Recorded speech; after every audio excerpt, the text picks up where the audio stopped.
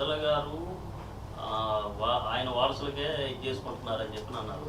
సరే ఆయన అంటే రాజకీయాల్లో ఉన్నారు. ధనంజయ రెడ్డి గారు ఆయన ఐఏఎస్, ఆయనే మిమ్మల్ని ఇబ్బంది పెడతారు, ఆయన మిమ్మల్ని అడ్డుకునే ప్రయత్నం చేస్తారు. ఆయన ఐఏఎస్ అధికారి, ఆయన ఒక అధికారిగా తన విధులు నిర్వహిస్తాడు కానీ రాజకీయాలతో ఆయనకే సంబంధం.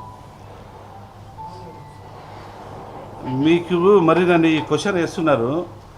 మీకు తెలుసు ఆయన ఆ పార్టీకి ఎంత శ్రేయ అభిలాషిగా పనిచేస్తున్నారో మీకు తెలుసు కూడా నన్ను ఈ ప్రశ్న అడుగుతున్నారంటే అది మంచిది కాదు. మీలాగే నేను కూడా ఒక ధనంజయ రెడ్డి గారు ప్రభుత్వానికి కదా పనిచేసేది, పార్టీగా.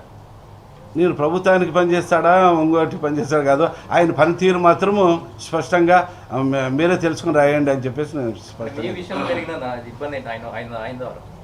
ఆయన ద్వారా మీ పర్సనల్గా జరిగిన ఇబ్బంది ఏంటి? ఆయన నేను ఎప్పుడు చూసినా కూడా నేను బిల్లులు అడిగినప్పుడు ఈరోజు చేస్తాం, రేపు చేస్తాం, ఈరోజు అయిపోయింది అనేది చెప్పడం తప్ప నాకు న్యాయం జరగలేదని నేను చెప్తాను. డైరెక్ట్ గా సీఎం గానే కలవచ్చు సార్. మంత్రిగా ఉన్నారు, క్యాబినెట్ లో ఉన్నారు, సీఎం గారిని డైరెక్ట్ కలిసే అవకాశం లేదు కదా, కలవచ్చు చెప్పొచ్చు. ఎన్నిసార్లు కూడా నేను కలిసినప్పుడు కూడా నాకు ఆయనకి ఉన్న బంధాలు అనుబంధాలు చెప్పాలన్నా కూడా బాగానే పలకరింపులు అన్ని విధాలుగా ప్రేమ ఉంది. కాబట్టి ఇదంతా నియోజకవర్గం అభివృద్ధి చెందలేదని నాకు బాధ. నిధులు విడుదల చేయలేదు. అది ఏమో కానీ నాకు బాధ ఏమంటే నా నియోజకవర్గం అభివృద్ధి చెందలేదు.